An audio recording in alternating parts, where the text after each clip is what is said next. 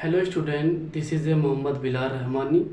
Today we are going to discuss a question which is a CSIR NET है और आपका ये question real analysis की एक छोटी सी टॉपिक मैं कहूँ सीक्वेंस ऑफ रियल नंबर, जो कि बहुत ही इम्पॉर्टेंट टॉपिक्स आपका है वो sequence of real numbers.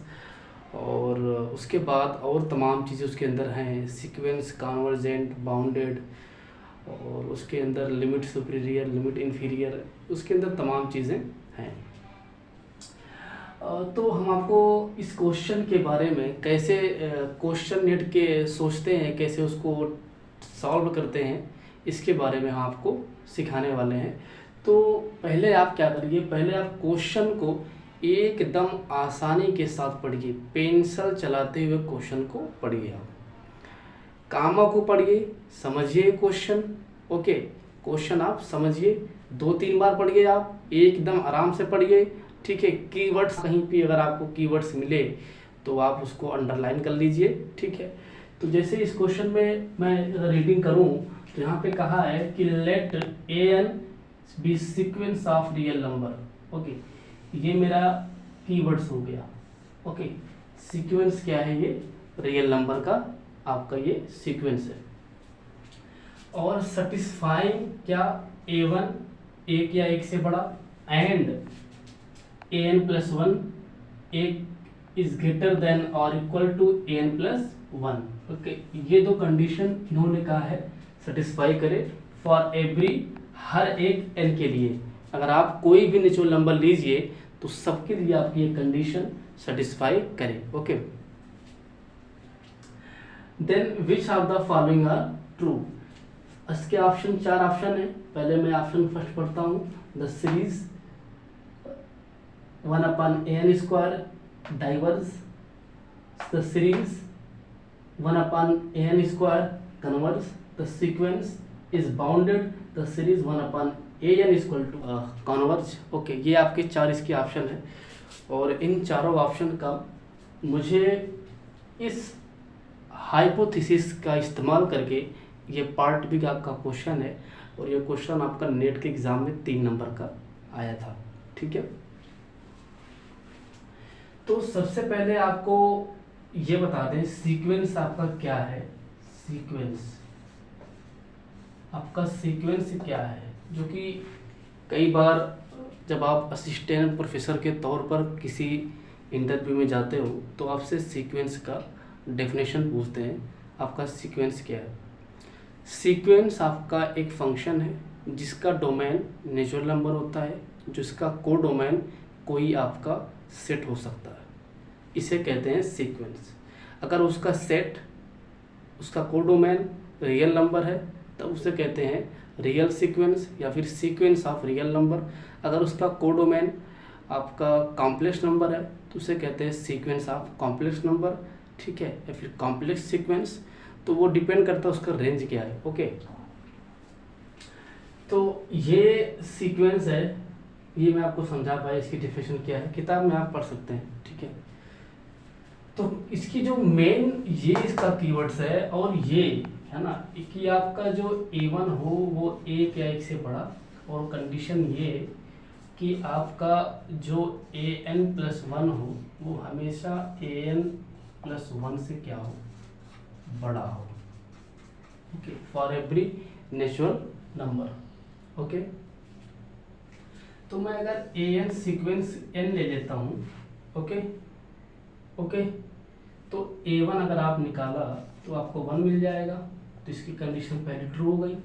Okay, फिर मैं अगर यहाँ पर an+1 निकाला तो जहाँ जहाँ पे n वहाँ पे n+1, तो n+1 अगर इसमें मैंने पुट कर दिया, ठीक है, तो n+1 और आपका n+1। ओके, तो ये आपकी कंडीशन हमेशा बराबर आएगी। आप कोई भी n लीजिए, आप ये दोनों कंडीशन हमेशा बराबर आने वाली है, क्योंकि आपका n भी क्या है, दोनों नेचुरल नंबर है, ठीक है।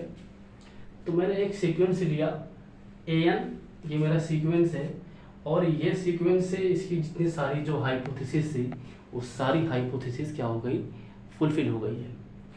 अब इनका ऑप्शन पे थोड़ा सा हम लोग काम कर लेते हैं कि इनके क्या क्या ऑप्शन है। कह रहे हैं कि वन इनफाइनाइट सीरीज 1/an², तो an का स्क्वायर दिस, ओके। क्या ये कन्वर्जेंट है, क्या ये डाइवर्जेंट है?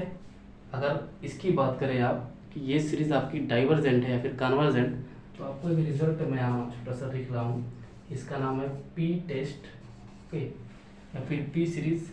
ये सीरीज आपका कन्वर्जेंट तब होता है जब आपका पी क्या हो, एक से बड़ा होता है, और ये सीरीज आपकी डाइवर्जेंट तब होती है जब आपका पी क्या होता है, एक या एक से कम होती है। तो यहाँ पे जो पी है वो एक से बड़ा है, तो आपकी ये सीरीज क्या हो गई, कन्वर्जेंट हो गई बाय दिस टेस्ट। तो इन्होंने कहा है ये सीरीज डाइवर्जेंट, इसका ऑप्शन फर्स्ट इज गलत, ओके।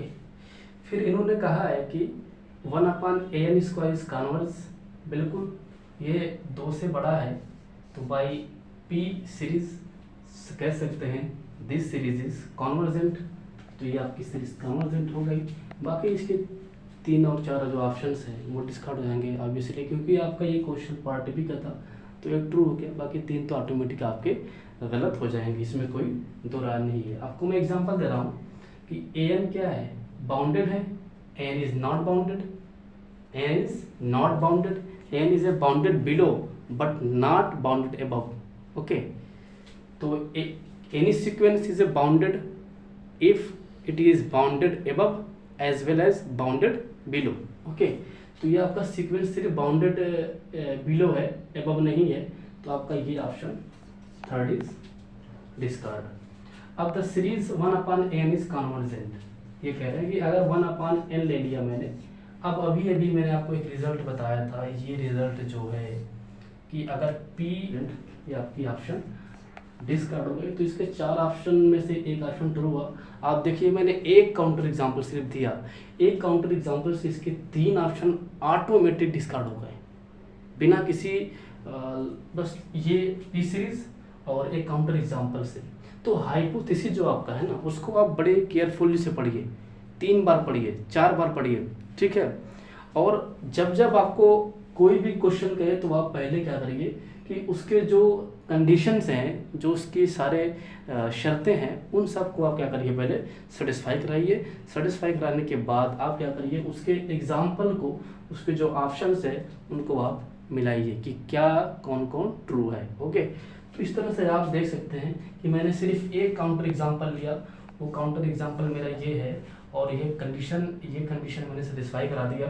सेटिस्फाई कराने के बाद एक पी सीरीज का टेस्ट लगा दिया, और उस टेस्ट से मैंने काम कर दिया कि जो मेरी सीरीज है ये कन्वर्जेंट है कि डाइवर्जेंट है। तो इस तरह से हम काम कर सकते हैं, कोई बहुत बड़ा लॉजिक नहीं था इसमें, ठीक है। Thank you for watching this video.